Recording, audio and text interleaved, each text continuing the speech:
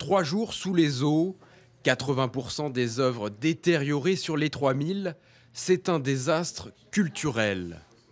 Ces clichés sont pris sur le vif, c'était en juin dernier. Ils retracent l'évacuation des collections du musée Girodet, la solidarité des professionnels de la culture. Aujourd'hui, ces photos sont exposées en centre-ville de Montargis jusqu'au 16 décembre. Ces photos, voilà, bien que documentaires, ont aussi quelque part une assez belle esthétique.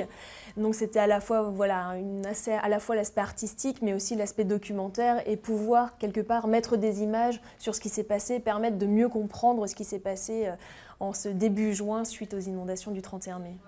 Les œuvres sont aujourd'hui sèches et stabilisées, stockées dans des endroits secrets. Leurs restaurations s'étaleront sur plusieurs années. Le coût estimé des restaurations est élevé à 2 400 000 € à peu près, sachant qu'évidemment l'objectif est de restaurer en premier lieu les œuvres qui seront présentées au musée. Un musée qui a aussi été impacté. Fermé depuis plus de 4 ans pour une refonte totale, le bâtiment aurait dû être livré cet été, mais il y a eu la crue exceptionnelle. L'eau est montée à peu près à ce niveau-là au moment des inondations, ce qui a impacté évidemment le bâtiment puisque le musée a donc été touché au niveau du sous-sol et du rez-de-chaussée.